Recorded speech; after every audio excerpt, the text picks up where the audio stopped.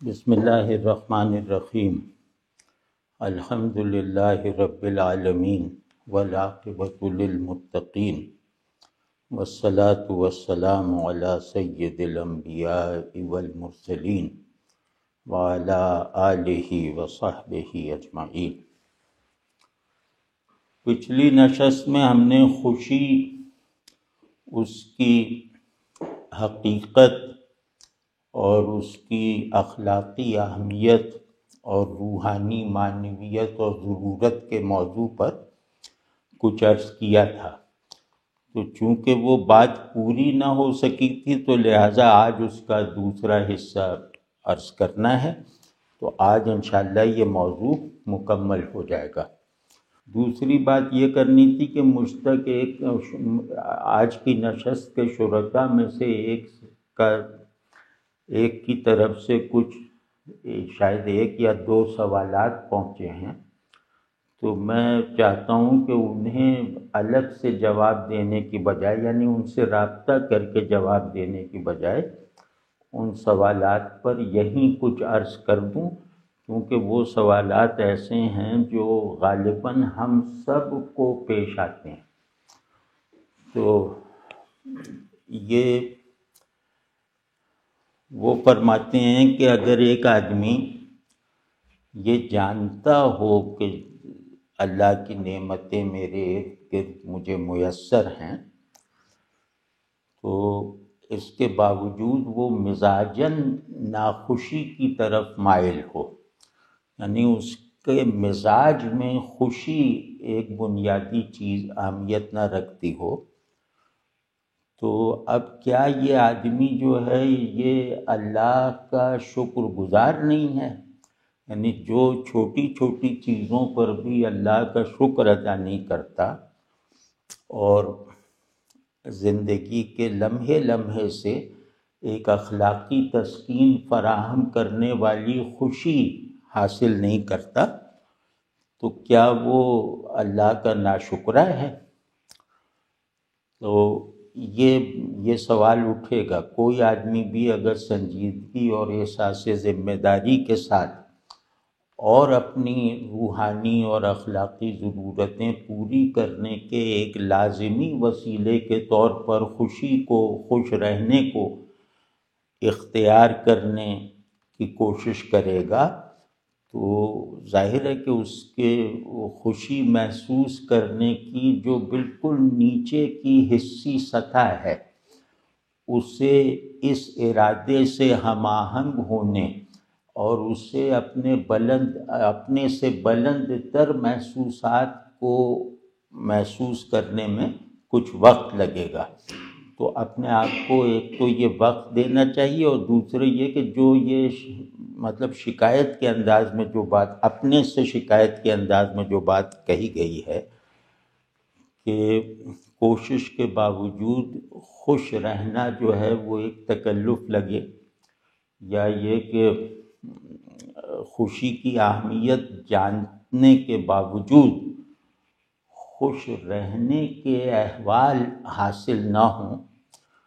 تو کیا یہ ناشکری ہے؟ تو بالکل ناشکری نہیں ہے، کیونکہ جو چیزیں یعنی نفس انسانی، یا یوں کہہ لیں کہ انسانی نفسیات، یہ 2 متضاد دکھائی دینے والے احساسات پر مبنی ہوتا ہے، اور وہ دونوں جو ہیں یا تو متوازی حالت میں یا متصادم حالت میں، وہ دونوں احساسات آدمی کے اندر پوری حسی بیداری کے ساتھ چلتے رہتے ہیں اور چلتے رہنا چاہیے۔ مثال طور پہ اگر خوشی سے مراد یہ کہ جو میرے اعصاب میں بھی ایک فرحت پیدا کر دے، جو میری جبلتوں کو بھی حالت تسکین میں رکھے، اس کو میں کہہ رہا ہوں کہ یہ ایک خوشی ادنیٰ درجے کی ہے۔ تو اگر اس درجے کی خوشی آپ کو محسوس ہو رہی ہے، تو اسی درجے پہ اگر آپ کو غم، غصہ اور خواہش محسوس نہیں ہوتی، تو اس کا مطلب ہے کہ آپ کے نفس کا جبلی نظام جو ہے وہ کمزور ہے، غیر متوازن ہے۔ تو اسی طرح نفس کی جو ایک یعنی نفس کا جو جس درجے پر رہ کر ہمیں زندگی گزارنی چاہیے وہ ہے نفس کا درجہ ملامت، کہ نماز وہ ہمیں گناہ پر ٹوکے اور نیکی پر اکسائے۔ تو مطلب ملامت نفس اگر اللہ توفیق دے دے تو نفس ملامت صرف اتنی نہیں کرتا کہ تم نے یہ کیا گناہ کر دیا توبہ کرو، بلکہ نفس اپنے انداز ملامت سے نیکی پر بھی اکساتا ہے کہ اچھا تہجد نہیں پڑھتے، چلو تہجد کے لیے اٹھو۔ تو یہ تہجد کے لیے اٹھنا اور کسی گناہ کو یا کسی بری عادت کو یا غفلت کو چھوڑنا دونوں نفس کی ملامت کے نتائج ہیں۔ پھر اس درجے پر یعنی نفس جہاں اپنے لیے کسی بالا تر اور مستقل نصب العین کو قبول کر لے، مطلب اپنی مرضی کے احساس کے ساتھ، اپنی آزادی کے احساس کے ساتھ، تو پھر اس کے اندر موجود احساسات میں پیچیدگی اور تضاد کم سے کم ہوتا چلا جاتا ہے۔ یعنی وہ پیچیدگی اور تضاد جو جبلی سطح پر ہوتا ہے وہ جو ہے وہ نفس کو اخلاقی سطح پر زندہ رہنے کے فیصلے کے بعد وہ جو ہے وہ کم ہوتا چلا جاتا ہے، اور پھر وہ تضاد و تصادم کی کیفیت جو ہے وہ احساسات ختم نہیں ہوتے۔ غصہ اپنی جگہ ہے، خواہش اپنی جگہ ہے، محبت، دکھ، غم سب اپنی اپنی جگہ ہیں، اور سب اپنی طاقت کے ساتھ ہیں، مطلب کوئی مرجھایا ہوا نہیں ہے۔ تو لیکن یہ کہ یہ اب اس سطح پر یعنی ملامت کی سطح پر یا اخلاق کی سطح پر یہ اب ایک دوسرے کے معاون ہو جاتے ہیں، یہ ایک دوسرے کو فنا کرنے کا تقاضا نہیں کرتے۔ جیسے غم ہے تو غم خوشی جو ہے وہ چاہتی ہے کہ غم نہ ہو، اسی طرح غصہ ہے تو وہ یہ چاہتا ہے کہ بالکل نرمی نہ ہو۔ تو یہ ایک سطح ہے نفس کی۔ تو اس سطح سے جیسے ہی آدمی بلند ہوتا ہے تو ویسے ہی غصہ اپنی جگہ ہے، شفقت اپنی جگہ ہے، خوشی اپنی جگہ ہے، غم اپنی جگہ ہے۔ اس میں بس ہمیں ایک مطلوب وحدت تیار کرنی ہے ان احساسات میں۔ ایک تو انہیں ایک دوسرے کے لیے معاون بنانا ہے،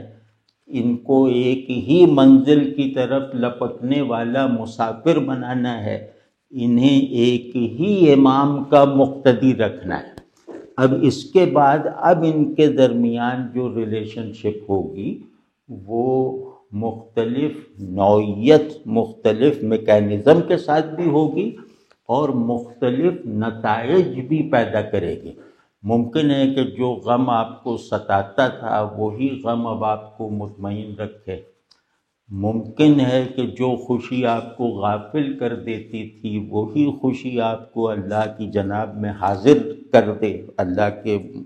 قرب کا احساس دلا دے۔ تو اب ہوتا یہ کہ اب نفس جو ہے وہ اپنے احساسات کو اپنے جبلی مفاد میں استعمال کرنے کی بجائے اپنے آپ کو اپنے غیر کے نمونے پر تصور کر کر اپنے اندر موجود تمام محرکات کو اپنے اس مقصود کے مطابق یا اس مقصود کے حصول میں مددگار بنا کر استعمال کرتا ہے، جو مقصود اس کے باہر ہے، اس سے بلند ہے، اور اس مقصود سے منہ پھیرنے کی کوئی جگہ نہیں ہے۔ مطلب اس مقصود کو آدمی جو ہے نا وہ اگر آدمی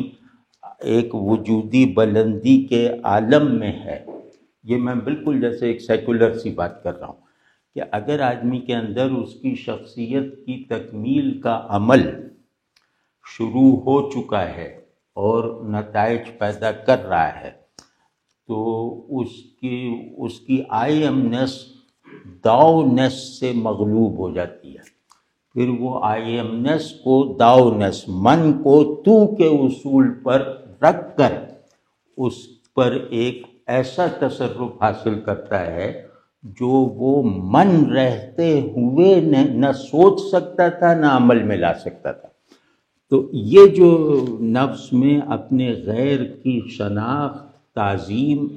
اور حفظ مراتب کا شعور اور اپنے آپ کو کسی کے تابع رکھنے کی لگن اور جس کے تابع رہنے کا فیصلہ کر لیا ہے اس کی مرضی کے لیے اپنی خواہشات کو تجنے کا جذبہ، یہ سب چیزیں جو ہیں یہ اب میری شخصیت یا میرے ہونے کے اگلے درجات ہیں۔ تو جہاں وہ من سے زیادہ اہم ہے، اور من کی اصلاح یا من کی ترقی یا من کی تکمیل وہ تو یا وہ کو سامنے رکھ کے کی جائے گی۔ تو یہ بہرحال یہ ہے۔ تو اس میں مطلب سادہ سی بات میں عرض کرتا ہوں کہ ایک خوشی ہوتی ہے جس کا محسوس ہونا آدمی کو ہنساتا ہے، تو یہ خوشی بھی بہت قیمتی ہے، لیکن ایک خوشی ہوتی ہے جس کے محسوس ہونے کی حالت جو ہے وہ گہری اخلاقی طمانینت کی طرح ہوتی ہے۔ تو یہ جو طمانینت جسے میں کہہ رہا ہوں یہ مطلوب ہے۔ تو اس طمانینت میں اگر نفس اس طمانینت کا تجربہ رکھتا ہے تو وہ محض خوشی کے بدنی یا نچلے جبلی احساسات کا انبار نہیں جمع کرتا، بلکہ وہ اپنی خوشی پر بھی تنقیدی نظر ڈال کر اس میں کاٹ چھانٹ کر کے اللہ کی خوشی سے ہم آہنگ کرتا ہے، اور اسی طرح جو ہے وہ غم کو بھی اپنی اخلاقی تسکین اور روحانی طمانینت کا ذریعہ بناتا ہے، اور غم کو بھی اپنے وجود بندگی کے لیے، اپنے وجود کو حقیقت پر رہنے کے لیے غم کو بھی خوشی جتنی اہمیت دیتا ہے، یعنی احساس غم کو احساس مسرت کے برابر بعض اوقات اس پر بھی ترجیح دیتا ہے۔ اسی جہت سے کہا گیا ہے کہ رسول اللہ صلی اللہ علیہ وسلم دائم الحزن تھے، یا آپ صلی اللہ علیہ وسلم فرمائے کہ جو میں دیکھتا ہوں تم لوگ دیکھ لو تو ہنسنا بھول جاؤ۔ تو ایک وہ جو ہیبت ہوتی ہے وہ اللہ کے مقربین کے احوال اور احساسات اور خیالات میں سرایت کر جاتی ہے، وہ تو آئیڈیل ہے، لیکن ہم اپنے جیسے لوگوں کے لیے پریکٹیکل بات یہ ہے کہ تم نے اگر غم کو سیلف لیس ہو کے قبول کر لیا، تم نے دوسرے کی پریشانی پر اتنا ہی غمگین رہنا سیکھ لیا، تو پھر اس احساس سے وہ نتائج برآمد ہوں گے جو سادہ اور معروف خوشی سے نہیں ہو سکتے۔ تو اب جو غم مجھے طمانینت دیتا ہے وہ غم موجب خوشی بن جاتا ہے۔ تو جو آدمی اپنے غم کو خوشی بنانے پہ قادر ہو، یعنی غم بھی خوشی کے آئیڈیل کے تابع ہے، خوشی کے آئیڈیل کی ایک مینیفیسٹیشن ہے، تو جو بس اس پر اگر ہم اپنے آپ کو قائم کر لیں اور اس پر قائم رکھنا کرنا سب آسان ہے۔ وہ بس اتنا ہے کہ مجھے بڑے اطمینان ہوتا ہے یہ سوچ کے کہ میرے پڑوس میں کوئی بیمار ہے اور ان کے پاس گاڑی نہیں ہے، تو اور میرے پاس بھی نہیں، اب کیا کریں؟ تو اب اس میں جیسے دوسرے کے دکھ کو اسی صاف احساس کے ساتھ محسوس کرنا، دکھ کو دکھ کی معروف کیفیت کے ساتھ محسوس کرنا، دوسرے کے دکھ کو، یہ ایسی چیز ہے جو آدمی کے مطلب یہ کہ جو آدمی کو خوشی کی اس حقیقت کا ایکسپیرینس کروا دیتی ہے، جو چیزوں کے واسطے سے شکر کا سبب نہیں بنی، بلکہ چیزوں کے بغیر، چیزوں کے فقدان یا چیزوں سے جدائی کی حالت میں چیزوں کے مالک اور خالق کی جناب میں تشکر پر ابھارتی ہے۔ آپ سمجھ رہے ہیں؟ تو خوشی کیوں اہم ہے؟ خوشی اس لیے اہم ہے کہ اس کے بغیر صبر نہیں ہو سکتا، اس کے بغیر شکر نہیں ہو سکتا۔ صبر ہوتا ہے نقصان کا یقینی ازالہ، بلکہ نقصان کا محسوس ازالہ دیکھ کر۔ چھوٹی جو نقصان ہوا ہے اسے چھوٹی چیز بنا لینا، اور اس چھوٹے نقصان کو برداشت کرنے کے نتیجے میں بڑی چیز کے حاصل ہونے کا یقین، تو یہ جو ہے یہ صبر کو مکمل کرتا ہے۔ تو ظاہر ہے کہ جو حاصل ہونے کا یقین اور ضائع ہو جانے کا تجربہ، یہ اگر نفس کے احساساتی نظام کی تحویل میں چلا جائے تو اس سے جو بلینڈ ہو کر جو فائنل پروڈکٹ نکلے گی وہ خوشی اور شکر ہے۔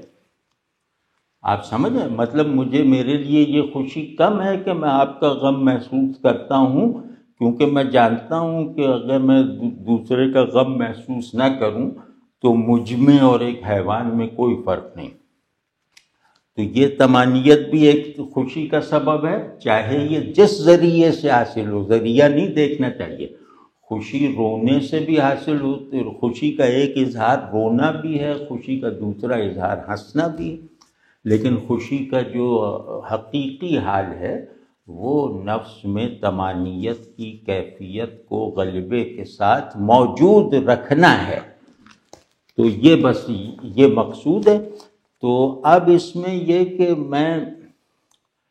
میں بہت جیسے آج میں ارادہ کر لوں کہ میں خوش رہوں گا،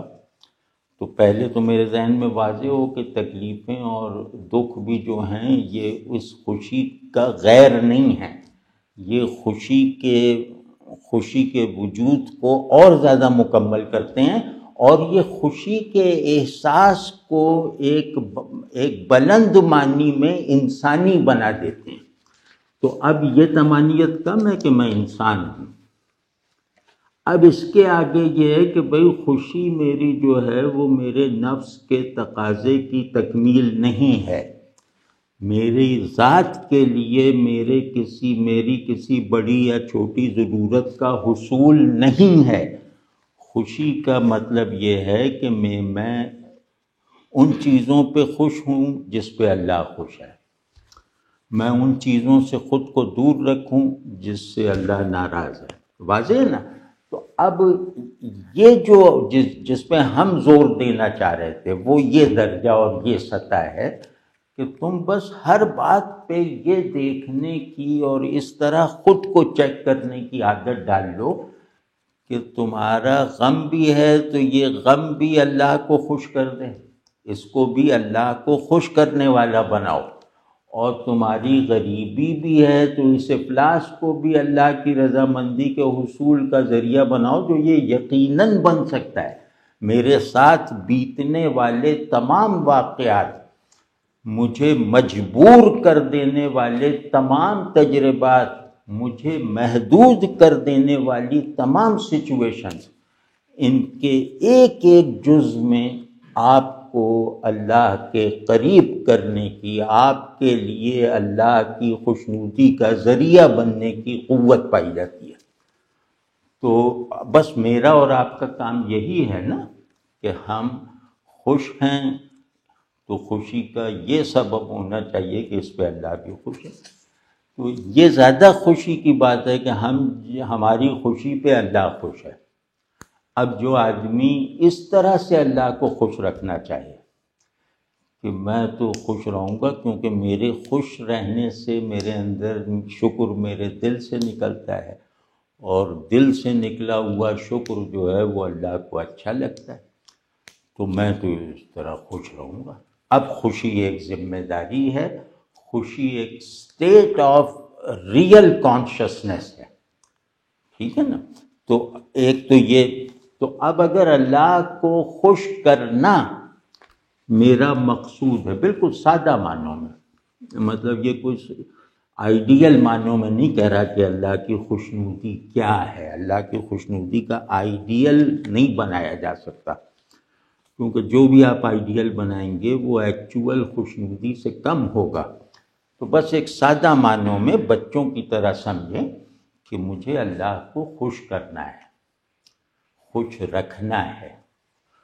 تو اللہ کو خوش رہنے کی تدبیر یہی ہے کہ اس کا شکر گزار رہا جائے، اس کا وفادار رہا جائے، تو بس اللہ اس سے خوش ہو جاتا ہے، جو اس کے نعمتیں دینے پر بھی شاکر ہے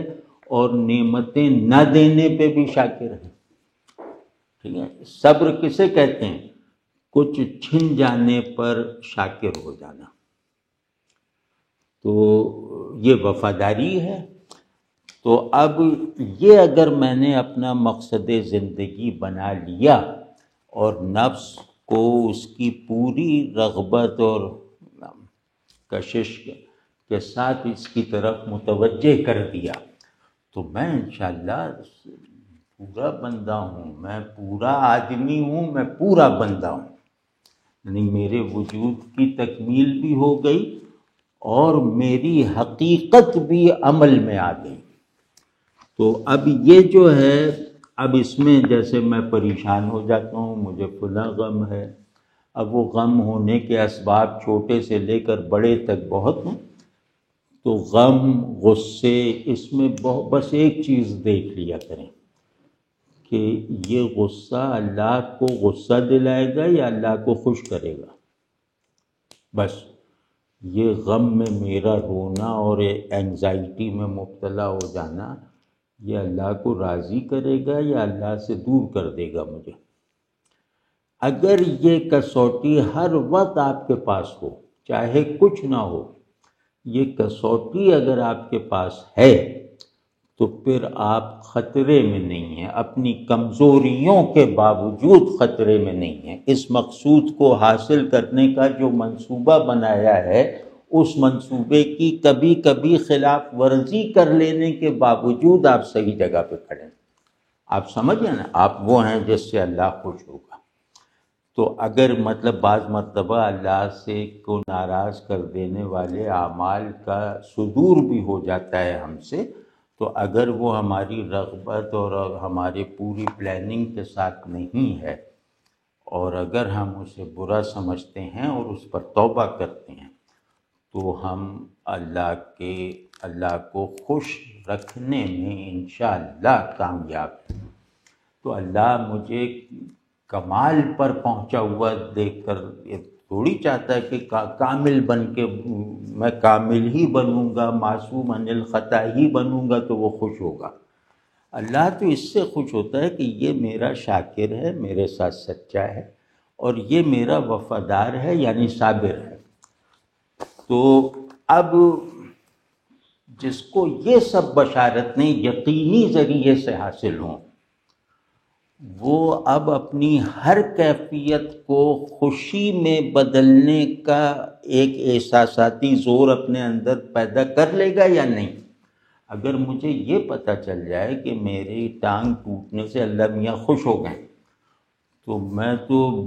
بڑی مشکل سے اپنے آپ کو روکوں گا دوسری ٹانگ توڑوانے سے۔ تو اب یہی ٹانگ کا درد، مجھے ہڈی ٹوٹنے کا درد مجھے محسوس ہو رہا ہے، لیکن یہ درد جو دوسرے آدمی کو رلاتا ہے، گھبراہٹ میں رکھتا ہے، یہ درد اگر کم ہونے لگتا ہے مجھے فکر ہو جاتی ہے کہ وہ جیسے اس کو معنی دینے والا احساس مسرت اور تسکین جو ہے نا، وہ ماند پڑنے لگتی ہے۔ آپ سمجھ رہے ہیں نا؟ تو اللہ یہ سب تجربے خیر وہ تکلیف میں پہنچائے بغیر ہمیں کروا دیں۔ تو ایک تو یہ کہ اس پہ فکر کی کوئی بات نہیں ہے کہ ایک افسردگی ہو سکتی ہے، حالات سے ایک مایوسی ہو، مطلب ایک غصہ آ سکتا ہے، اولاد کی تربیت اپنے تصور کے مطابق نہیں ہو پا رہی، گھر کے نظام میں بہت ساری چیزیں ایسی ہیں جن میں اصلاح کی کوشش واجب ہے، تو اصلاح کی ان کوششوں کو انجام دینے کے باوجود ان کوششوں کے نتائج نہ نکل رہے ہوں، تو گھر اور باہر دونوں طرف اللہ سے غافل رہنے پر مجبور کیا جا رہا ہو، تو اس صورتحال میں ظاہر ہے کہ خوشی اپنے معروف احساس کے ساتھ ناممکن ہے۔ تو وہ ان حالات میں جو خوش ہے وہ اس کی خوشی غفلت ہے، اس کی خوشی جو ہے وہ خود غرضی سے پیدا ہو رہی ہے۔ تو اس کا مقصود صرف اپنے آپ کو خوش رکھنا ہے، اپنے آپ کو مزے میں رکھنا ہے۔ تو یہ بڑی بات ہے کہ آپ حالات کے مطابق اللہ ہی کی بنائی ہوئی ترجیحات کو اپنے اوپر حاکم رکھتے ہوئے اپنے ماحول پر غصے میں ہیں، اپنے اندر کی کمزوریوں پر دکھ میں ہیں، اپنے گھر والوں کو دیکھ دیکھ کر پریشانی میں ہیں۔ تو اس کا مطلب ہے کہ اللہ سے تعلق اور اس تعلق کا ثبوت بن جانے والا ماحول وہ آپ کو میسر نہیں ہے، لیکن اس کے باوجود آپ اپنے اندر سے آپ جس حد تک اپنے قابو میں ہیں، اپنی دسترس میں ہیں، اس حد تک آپ بالکل مطمئن ہیں کہ میں اللہ سے تعلق میں خالص ہوں، میں مطلب اللہ کو خوش رکھنا چاہتا ہوں، مطلب میں اس خواہش پر مطمئن ہوں، اور اس خواہش میں مجھے کوئی کھوٹ نظر نہیں آتا، کیونکہ میں اس خواہش کو پورا کرنے کے لیے اپنی ذات پر سختیاں بھی کرتا ہوں۔ واضح ہے نا یہ بات؟ تو اگر یہ یہاں تک ہے تو ٹھیک ہے، تو اس میں کوئی فکر کی بات نہیں ہے، بلکہ ان حالات میں غمگین نہ رہنا،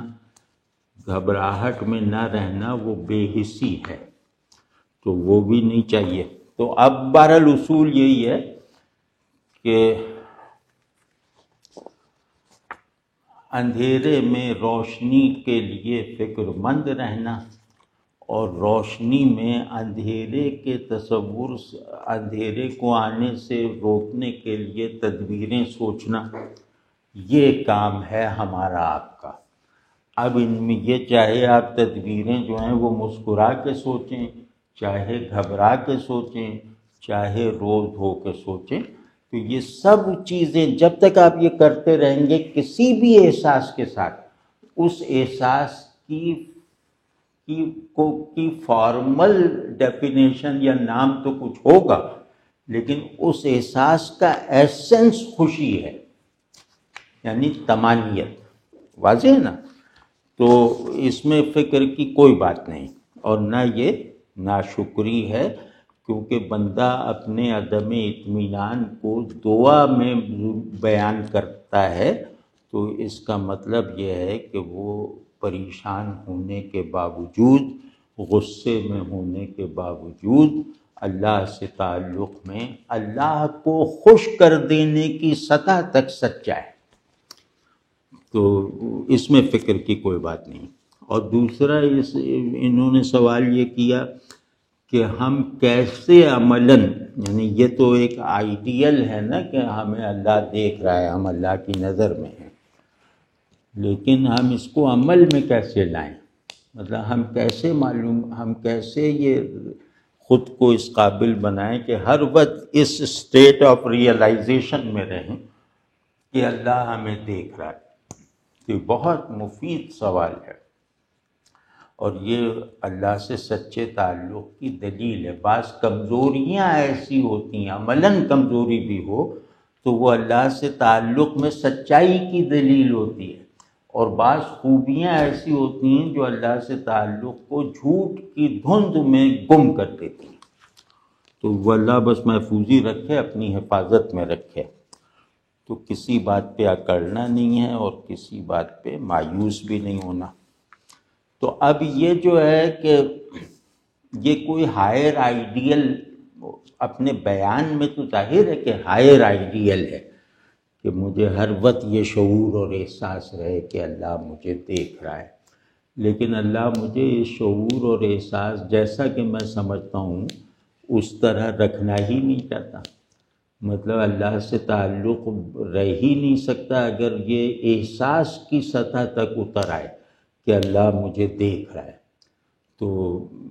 آپ سمجھ رہے ہیں نا، مطلب اس کی تفصیل ہر آدمی اپنے اپنے ذہن سے کر لے کہ ہم ہر جگہ یہ نہیں اپنے آپ کو یاد کروا سکتے کہ اللہ ہمیں دیکھ رہا ہے، کیونکہ وہاں یہ احساس ہو جائے تو پھر بہت سارے ہمارے تقاضے اور ہماری ذمہ داریاں پوری نہیں ہو پائیں گی۔ تو اب اس میں بات یہی ہے کہ جب تک حلال اور حرام، گناہ اور ثواب، جب تک آپ اس شعور کے ساتھ عمل کرتے ہیں، جب تک یہ شعور ہر عمل کے وقت آپ پر حاوی ہو جاتا ہے تو آپ اللہ کی نظر میں ہونے کی مطلوبہ ریئلائزیشن رکھنے میں کامیاب ہے۔ تو اس پہ اللہ کا شکر ادا کرے وہ شخص جو ہر چیز میں حلال حرام کی کسوٹی گاڑ کے دیکھتا ہے، جو ہر اپنے اندر موجود احساس، خیال، ضرورت کو اور اپنے باہر موجود سچویشنز کو یا اپارچونیٹیز کو اس نظر سے دیکھتا ہے کہ اسے لینا حلال ہے یا نہ لینا ضروری ہے۔ تو حلال حرام، جائز ناجائز اور حق اور باطل، ان کی تمیز اگر میرے اندر ہر عمل، ہر ارادے پر حاوی ہے اور میرے جیسے ارادے اور عمل وغیرہ کی باغ ان دو ہاتھوں میں ہے، حق و باطل، حلال و حرام، تو انشاءاللہ مجھے اس کی ضرورت بھی نہیں، اور یہ میرے سسٹم میں یہ طاقت نہیں رکھی گئی کہ میں ہر وقت حالت احساس میں رہوں کہ اللہ مجھے دیکھ رہا ہے، نہ یہ مطلوب ہے۔ تو بس اتنی ریئلائزیشن، اور اس ریئلائزیشن کی بنیاد پر عمل کو کرنے یا نہ کرنے کا فیصلہ کرنا، اور یا نیکی کو اور اچھا بنانے اور گناہ سے کراہت کو اور زیادہ بڑھانے کے لیے یہ ریئلائزیشن کہ اللہ مجھے دیکھ رہا ہے، وہ گناہ کو دبانے کی کوشش پہ خوش ہو رہا ہے، نیکی کو بڑھانے کی صحیح اسے اچھی لگ رہی ہے۔ تو اس طرح کی چیزیں تو ہم کر سکتے ہیں اور ہمیں کرنی چاہیے۔ تو اس کا بہرحال جواب یہی ہے کہ یہ کچھ لوگوں کے لیے، کچھ کاملین یا انبیاء وغیرہ کے لیے نہیں ہے یہ کہ احساس رکھو ہر وقت اللہ دیکھ رہا ہے، یہ سب کے لیے، کیونکہ اللہ کو ماننے کا یہ ایک فطری رویہ ہے۔ اللہ کو ماننے کے بعد جو پیدا ہو جاتا ہے ایک فطری حالت اور شعور کی ایک ریکنڈیشننگ ہو جاتی ہے کہ مجھے اللہ دیکھ رہا ہے۔ تو ایمان اگر شعور میں مرکز کی حیثیت رکھتا ہے تو یہ بالکل نیچرل ہے کہ مجھے اللہ دیکھ رہا ہے۔ تو اچھا، اب یہ ہو گیا جناب۔ اب وہ جو خوشی والی بات تھی اس کا ایک چھوٹا حصہ رہ گیا ہے، وہ میں کر دوں تو وہ بات پوری ہو جائے گی انشاءاللہ۔ تو وہ یہ ہے کہ ہم اپنے احساسات میں اللہ سے تعلق کو ایک فیصلہ کن حیثیت دینے میں ناکامی کی وجہ سے اب ہو یہ رہا ہے کہ ہم ہر طرح کا تعلق نبھانے کی صلاحیت میں کمزوری کا شکار ہیں، اور بلکہ یوں لگ رہا ہے کہ اب تعلق والا نظام جو ہے وہ ختم ہی نہ ہو جائے، کچھ ٹیکنالوجی کی وجہ سے اور کچھ دنیا کی رنگینی اور چمک دمک کی وجہ سے، اور کچھ جو ہے وہ نفس کو خوش کر دینے والی تنہائی کی حفاظت کی وجہ سے۔ تو تنہائی نفس کے لیے ہے، عملی زندگی نفس ہی کے لیے ہے، تو پھر آدمی گویا اپنا طالب اور اپنا مطلوب بن جاتا ہے، اسے دوسرے کی ضرورت نہیں رہتی۔ تو اب یہ ہوتا جا رہا ہے کہ ہمیں دوسرے کی ضرورت سے آزاد کروایا جا رہا ہے، اور بہت بڑے پیمانے پہ کروایا جا رہا ہے، اور اسی طرح یہ کہ ہمیں دوسروں سے چڑنے پر، دوسروں سے گھبرانے پر مجبور کیا جا رہا ہے، لفظوں میں نہیں، احکام کی شکل میں نہیں، بلکہ ہمارا ایک ایسا ذہن اور مزاج بنایا جا رہا ہے ہمارے نوٹس میں آئے بغیر، جو اب ہمیں تنہا کر دے گا، اکیلا کر دے گا، اور اس جبری تنہائی اور اکیلے پن میں خوش رہنے کی عادت ڈال دے گا۔ تو بہرحال اس کا فوری رزلٹ یہی ہے، جو ہم سب ہی اس کا رونا روتے رہتے ہیں، کہ اب وہ تعلق کو نبھانے والی جو بات تھی ہمارے بڑوں میں، وہ اب ہماری اگلی نسلوں میں بہت کمزور پڑتی دکھائی دے رہی ہے۔ اور اس کے ساتھ ایک اور وہ نئی مصیبت بھی پیدا ہو گئی ہے، وہ یہ ہو گئی ہے کہ زندگی کو اتنا زیادہ حتماً دنیا پرستی میں کھپا دیا گیا ہے، دنیا پرستی اور خود پرستی، کہ اب کوئی آدمی دیندار بننے کا فیصلہ کر کے اور دینداری اختیار بھی کر لیتا ہے اپنے ظاہر و باطن میں، تو یہ مذہبیت اور دینداری اختیار کرنے کے بعد اکثر ایسا ہوتا ہے، بہت سے لوگ یہ محسوس کرتے ہیں اور اس کی شکایت کرتے ہیں کہ نفس پر جیسے ایک تنگی، خشکی اور یبوست سی طاری ہو گئی ہے۔ تو جہاں دین پر چلنا ڈپریشن کے بہت بڑے اسباب میں سے ایک سبب بن جائے، اب آپ کبھی غور کیجئے گا، کبھی ایسی کتابیں یا ایسا لٹریچر بہت ہے، وہ آپ پڑھ کے دیکھیے کہ اس وقت دنیا میں ڈپریشن کا دوسرا سب سے بڑا سبب مذہبیت ہے۔ پہلا سبب جو ہے وہ معیشت ہے، دوسرا بڑا سبب جو ہے وہ مذہبیت ہے۔ تو یہ کہ ڈپریشن کسے کہتے ہیں؟ اپنے آپ کو مسفٹ سمجھنا۔ تو اب مذہبی زندگی کی نہ کوئی مارکیٹ ہے، نہ کوئی قبولیت ہے، نہ کوئی فائدہ ہے، بلکہ ہر وقت ایک حالت اپنے دفاع میں لگے رہو، تو ظاہر ہے کہ اب بہت سے لوگ اس میں ڈپریسڈ ہو جاتے ہیں، اور ان کا ڈپریشن ان کی دینداری کو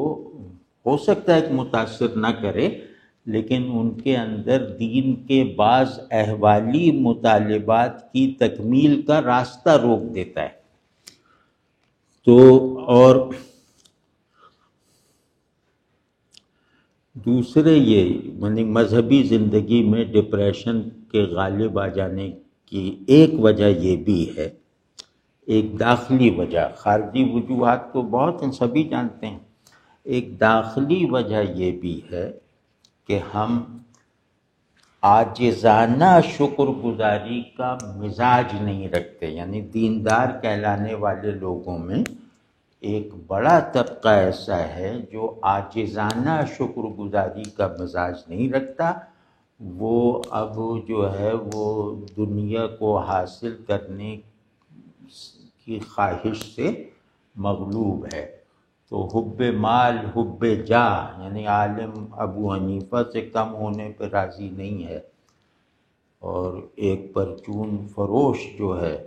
وہ کسی بڑے انڈسٹریلسٹ سے پیچھے رہنے پر قانع نہیں ہے۔ تو اب یہ جو ہے یہ اس سے وہ ہوا کہ ہم شکر ہمارے دل سے نکلتے ہی نہیں، اور عاجزی کے ساتھ، ظاہر ہے ہم اللہ کا شکر کریں گے تو عاجزی کے ساتھ کریں گے، تو وہ نہیں رہ گئی۔ اور دوسرے یہ کہ یہ زیادہ سیریس بات ہے جو میں اب کرنے جا رہا ہوں مذہبی لوگوں کے لیے، کہ نفس کے جن تقاضوں سے آدمی لڑ ہی نہیں سکتا، اگر ہم ان تقاضوں سے لڑنا شروع کر دیں گے، یعنی انہیں سرے سے ختم کرنا اور کل کرنا چاہیں گے، تو شکست کے سوا کچھ نہیں حاصل ہو سکتا۔ یعنی نفس کے بعض بلٹ ان محرکات اور قوتیں اور تقاضے ہیں، وہ ان کی تکمیل لازم ہے، اور ان کی تکمیل سے منہ موڑا جا ہی نہیں سکتا، وہ جبر ہے ہم پر۔ تو اگر ہم کسی زہد وغیرہ کے عنوان سے، تزکیے کے نام سے نفس کے ان تقاضوں کو ملیہ میٹ کر کے معدوم کرنے کی مہم پر نکل پڑیں گے تو اس کا نتیجہ ناکامی، شکست اور ڈپریشن وغیرہ کے سوا کچھ نہیں نکلے گا۔ تو ابھی ہمارے مذہبی اصلاح نفس کے تصورات میں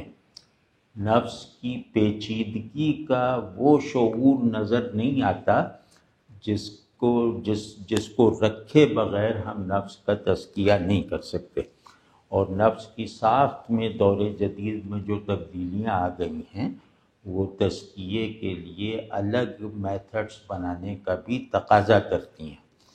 تو لیکن ابھی ہمارا مذہبی ذہن تھوڑا سا اس سے دور ہے۔ تو اب اس کا نتیجہ کیا نکلا؟ پہلے ہوتا یہ تھا کہ جو بھی ہم گاؤں میں تھے تو گاؤں کے مولوی صاحب یا کوئی بھی مدرسے کا طالب علم، استاد، مسجد کا امام، سب حسن اخلاق میں ہم سب سے آگے ہوتے تھے۔ مطلب ان کے بات کرنے کا انداز، ان کی زبان دانی، ان کی وضاحداری، ان کی جیسے وہ کشادہ روئی، یعنی ہنستا مسکراتا چہرہ، یہ عام تھا مذہبی طبقات میں۔ انہیں دیکھ دیکھ کر جیسے پریشان حالوں کو بھی تسکین ہو جاتی تھی، یار یہ بھی تو دیکھو کیسے مطمئن ہیں۔ اور ان کی اس زندگی، اس مہذب پن اور اس خوش رہنے کے مزاج میں دنیا کا کوئی ہاتھ نہیں تھا، وہ تو سب غریب غربت ہوا کرتے تھے۔ تو وہ ایک چیز تھی بہرحال۔ لیکن اب جب ہم دیکھتے ہیں تو ہمیں جو ہے لگتا ہے کہ ایک بڑا طبقہ جو ہے جنہوں نے ظواہر پر بھی بہت مطلب محنت کی ہے اور اچھا کیا ہوگا، لیکن یہ کہ ان لوگوں کے یہاں وہ یہ اہل علم ہو سکتے ہیں، اہل تحریک ہو سکتے ہیں، لیکن اہل دل نہیں ہیں۔ تو اب مذہبی لوگوں میں اہل دل جو کم ہوتے جا رہے ہیں نا، تو جن کے لیے اللہ کو راضی رکھنا ایک پیشن بن گیا ہو، تو وہ اب کم نظر آتے ہیں۔ اور آپ دیکھتے ہی ہیں کہ اسلوب گفتگو میں نفاست غائب ہو گئی ہے اور خوش مزاجی تو جیسے بہت پیچھے چلی گئی ہے۔ تو اس کا سبب شاید یہ ہے کہ خوشی کی قدردانی اور خوشی کی افادیت اس کے درست تصور کے ساتھ، اس کی ایک آئیڈیل، اس کی ایک ریئل کمپلیکسٹی کے ساتھ وہ اہل مذہب کے ذہن میں نہیں ہے۔ اور خوش ہونا، اگر کوئی سچا مذہبی ہے، مطلب میں جانتا ہوں کہ میرا تعلق ایسا رہتا ہے، تو بہت سے لوگ ہیں جو بہت ہی قابل رشک اخلاص رکھتے ہیں، جو بہت مجاہدانہ طبیعت رکھتے ہیں، جن کے اخلاص پر، جن کے سچائی پر اور جن کی قربانیوں پر کوئی شک کیا ہی نہیں جا سکتا۔ تو یہ لوگ ایک مطلب مشکل میں پڑے ہوئے ہیں، زیادہ تر اس طرح کے لوگ جن کو آپ کہتے ہیں یہ زاہد ہے، یہ مجاہد ہے، یہ متقی ہے، یہ پرہیزگار ہے۔ ان لوگوں کے لاشعور میں جیسے آ گیا کہ خوشی یا خوش ہونا گویا ایک روحانی کمزوری ہے، اخلاقی عیب ہے، تو ایک خشکی کو یہ ایک بڑی دینی قدر اور روحانی مطالبہ سمجھ کے اختیار کر لیتے ہیں کہ مسکرانے میں ثقافت ختم ہو جاتی ہے وغیرہ وغیرہ۔ تو اب اس ساری صورتحال میں جو مجھے نہیں بلکہ ہر ایک کو نظر آ رہی ہوگی، خوشی کی ڈیفینیشن کے مطابق جو میں نے عرض کیا کہ خوشی ایک کمپلیکس احساس ہے اور ایک کرسٹلائزڈ خیال ہے، یعنی خیال کی حیثیت سے یہ بالکل واحد ہے، احساس میں اس کا محسوساتی جو نظام ہے وہ پیچیدگی کے ساتھ ہے، وہ دیگر احساسات کے ساتھ انٹریکٹیو یا ٹکراؤ کی حالتوں کے ساتھ ہے۔ تو اس کو کہہ رہا ہوں کہ اس کی افادیت، مطلب اس کی افادیت کو جاننا، اس کی دینی، روحانی، اخلاقی افادیت کو جاننا، اور پھر اس کی بازیابی اور بحالی کا عزم لے کر اٹھیں، یہ ہماری ذمہ داری ہے۔ تو انشاءاللہ آپ دیکھیں گے کہ اپنی بہتری کے لیے جو محنت ہمارے ذہنوں میں جو محنت کا تصور ہے، وہ محنت کس قدر آسان ہو جاتی ہے۔ یعنی نفس پر بہت زیادہ دباؤ ڈالنے کی عادت بھی طبیعت میں سختی پیدا کرتی ہے۔ تو انشاءاللہ اس میتھڈ سے جب آپ اس کا علاج کریں گے تو وہ اس علاج کو رغبت کے ساتھ قبول کرے گا۔ یہ یاد رکھیے کہ خوشی میں کیونکہ نفس شریک ہوتا ہے نا، تو خوشی کو اس کے معیاری حدود کے ساتھ اگر کوئی آدمی اپنا لے، جذب کر لے، تو اس کے نفس میں خیر حق کی قبولیت بڑھ جاتی ہے، آمادگی کے ساتھ ہو جاتی ہے، پھر خیر حق اس کے لیے جبر نہیں رہتا۔ تو یہ ہوگا، اور مطلب یہ اچھا نہیں لگے گا کہ نفس جو ہے وہ مجبور ہو کر، مقہور ہو کر، زبردستی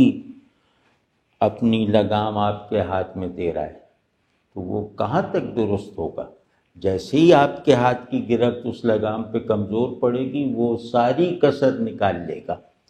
وہ جتنا فاصلہ منزل کی رخ پہ کر چکا ہے اس سے 10 گنا فاصلہ وہ منزل سے بھاگنے والا طے کر لے گا۔ تو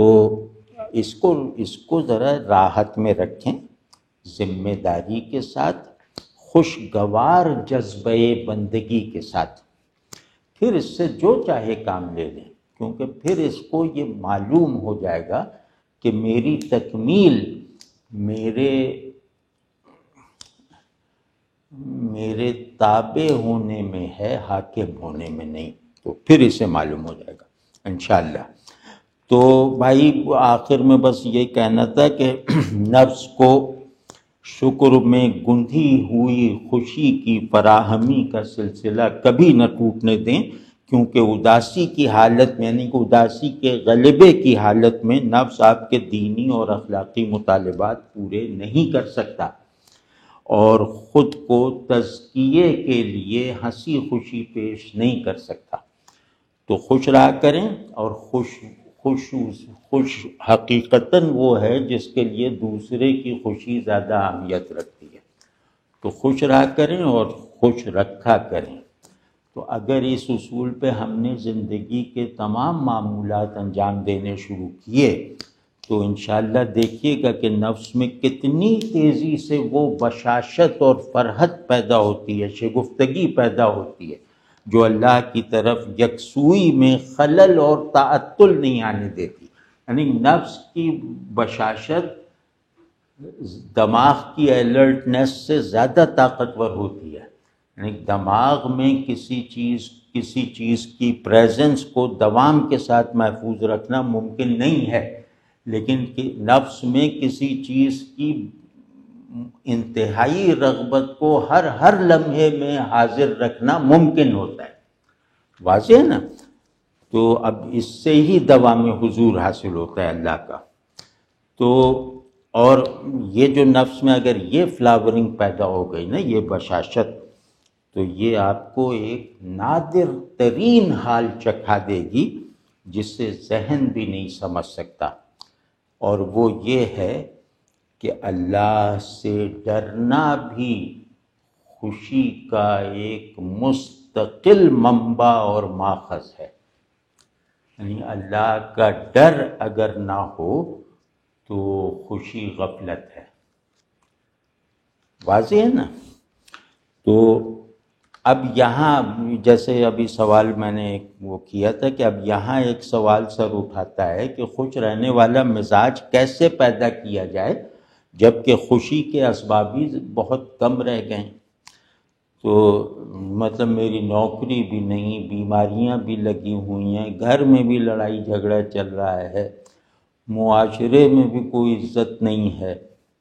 تو ایسی صورتحال میں خوش کیسے رہا جائے؟ اور یہ صورتحال ہمارے معاشرے کی اکثریت کی ہے،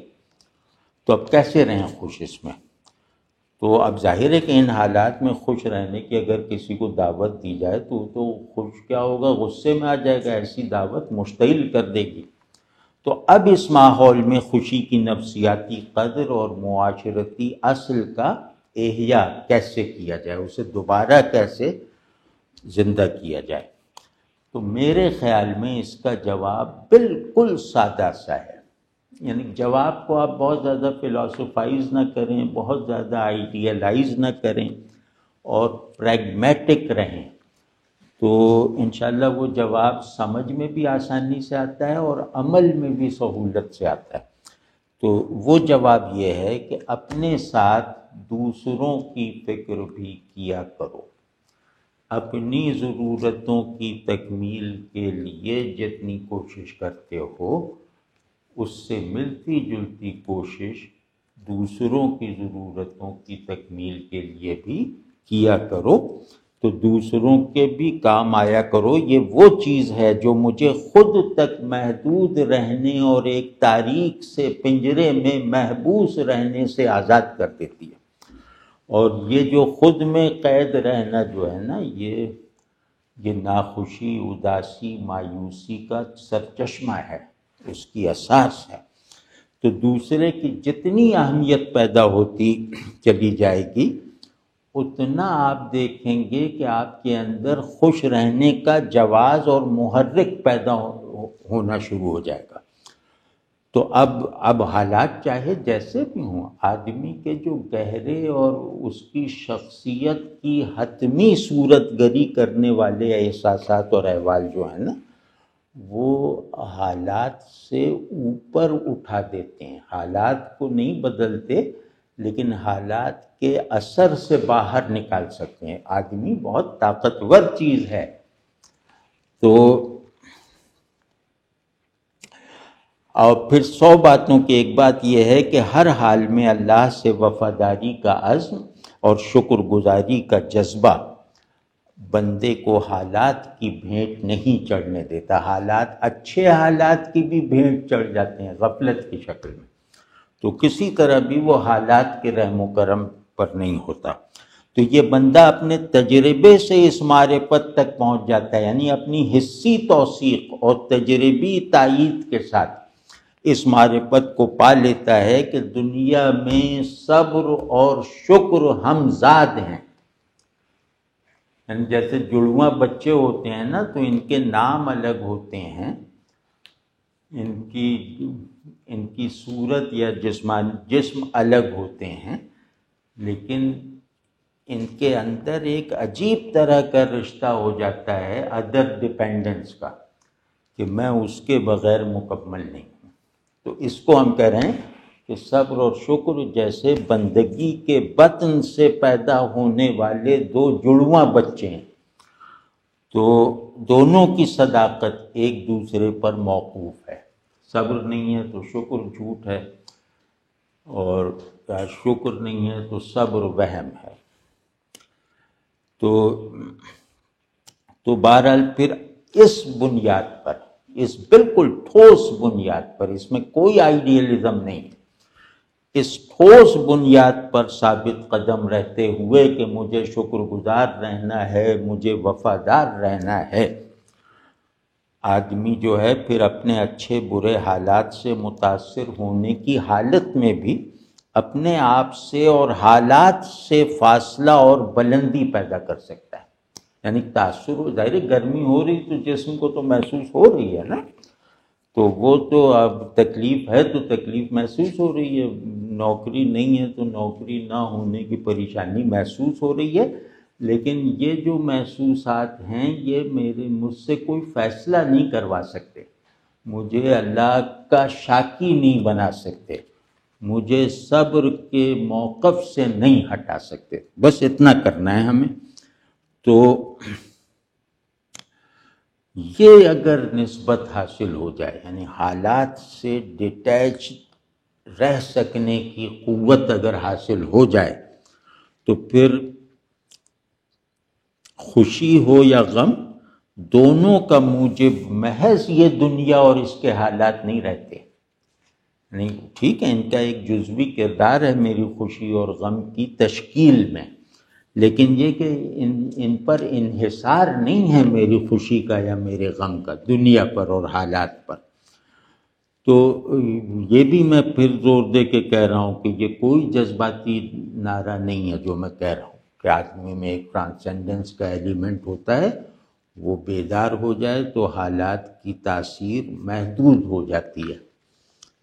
تو ہر آدمی میں کبھی تجربہ کر کے دیکھ لو، ہر آدمی میں خود سے ماورائی کی، اپنے آپ سے بلند ہونے کی ایک رو چل رہی ہوتی ہے جو ہر سچویشن میں اپنا واضح احساس دلاتی رہتی ہے. کبھی غور کر کے دیکھیے گا. تو اپنے آپ سے اوپر لے جانے والی اس لہر کو تھامے رکھو، ورنہ آدمیت کا وہ جوہر بیکار پڑا رہ جائے گا جو ہمیں اور ہمارے خیالات و احساسات کو فوری حالات تک محدود اور ان سے مشروط نہیں رہنے دیتا. تو یہ کسی صوفی کا دعویٰ نہیں ہے. آپ نفسیات کی، جدید نفسیاتی کی کچھ کتابیں پڑھ کر دیکھ لیں تو یہ جو سارا میکینزم ہے یہ سمجھ میں آ جائے گا. تو میں اللہ کا بندہ ہوں، یہ اٹل ادراک مجھ میں اور میرے احوال و حالات میں مسلسل توسیع اور متواتر بلندی اور ترفع کے عمل کو ایک خودکار طریقے سے جاری رکھتا ہے. مطلب وہ ایسا لگتا ہے کہ میری فطرت بندگی، میری فطرت خلقی پر حاوی آ گئی ہے. تو اب یہ جو ابدیت ہے کہ میں اپنے وجود کی حقیقی سطحوں پر خود اپنے لیے واحد ایک شناخت رکھتا ہوں کہ میں اللہ کا بندہ ہوں، اور میرے خوشی، غم، اچھے برے کی تمیز، خیال، عمل، ارادہ، یہ سب کچھ جو ہے وہ بندگی کے پیراڈائم میں ہوتا ہے. تو یہ جو مطلب یہ ابدیت جو ہے، بندگی کا یہ درجہ، یہی میرا کل ادراک ہے اور سارا حال ہے. تو میرے تمام تجربات کبھی، اب میں انشاءاللہ یہ باتوں کی آپ لوگ احوالی تصدیق کریں گے اگر بس ذرا سا عزم کر لیں کہ میرے تمام تجربات اپنی کیفیت اور معنویت اسی ابدیت یعنی اسی تعلق باللہ سے اخذ کریں گے. تو اس موقف پر قائم ہو جانے سے کہ میں اللہ کا بندہ ہوں، بندگی ہی میری پرنسپل آئیڈینٹی ہے، یہ نسب العینی جذبہ پیدا ہوتا ہے کہ خوشی تو بس وہی ہے جو اللہ کو خوش کر دے. ایسی خوشی تکلیف کے احساسات کے ساتھ بھی ہو سکتی ہے. اب یہ اللہ سے وفادار رہنے کی خوشی ہے، ورنہ تو خوشی کوئی قہقہا اور ٹھٹھا تھوڑی ہے. یہ ایک احساس طمانیت ہے. اگر یہ احساس طمانیت نہیں ہے تو وہ جانوروں جیسی خوشی ہے. تو خوشی نفس کا اطمینان ہے جس پر انتہائی تربیت یافتہ اخلاقی شعور بھی مطمئن ہو. یہ ہوتی ہے خوشی. تو اس سارے پس منظر میں خوشی کا بیج نفس کی زمین میں اس وقت تک نہیں بویا جا سکتا جب تک دوسرا میرے لیے اہم نہ ہو. دوسرا مطلب اہمیت خصوصاً قلبی اہمیت اختیار کر لے تو نفس میں وہ خشکی، تنگی اور سختی پیدا نہیں ہوتی جو ہم دیکھ رہے ہیں کہ ہمارے چاروں طرف ایک وبا کی صورت میں آج کل پھیلی ہوئی ہے. تو مختصر یہ کہ خوشی یعنی نفس کی اخلاقی تسکین کے حال کے بغیر بھائی مذہبیت، دینداری وغیرہ، اخلاق، یہ سب یا تو خلا میں ہے یا محض ایک معطل حافظے میں ہے. تو اخلاقی وجود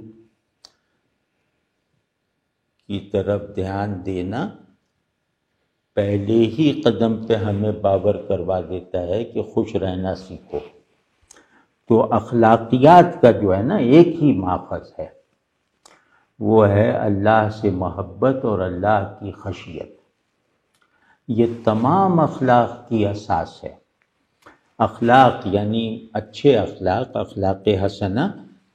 تزکیے کے نتائج ہیں، اور تزکیے کا سارا عمل اسی محبت اور خشیت پر چلتا ہے، یعنی اللہ کی محبت اور اللہ سے ڈرنے پر۔ تو اور اللہ نے نفس میں یہ صلاحیت رکھی ہے کہ اس کی محبت اور خوف کو ایک ہی حال میں ڈھال سکے۔ تمہیں اللہ نے کتنی بڑی قوت دی ہے جس کے لیے نہ کچھ پڑھنا لکھنا ہے، نہ کچھ لفظ ڈھونڈنے ہیں، نہ اصطلاحیں قائم کرنی ہیں، نہ تھیورائزنگ کرنی ہے، بس صرف اسے محسوس کرنے کی طرف متوجہ ہونا ہے۔ تو ہمارے نفس کو اللہ نے یہ طاقت دی ہے کہ اللہ کی محبت اور اس کے خوف کو ایک ہی احساس میں محسوس کروائیں۔ تو یعنی خشیت سے پیدا ہونے والا حال ہی محبت سے وجود میں آنے والی کیفیت بن جاتا ہے۔ تو جو آدمی اس وحدت حالی تک پہنچ گیا وہ خوش بھی ہے اور فکر مند بھی۔ وہ خوشی فریب ہے جو فکر مندی ختم کرے، وہ فکر مندی بری ہے جو امید کو کل کرے۔ تو وہ شخص انشاءاللہ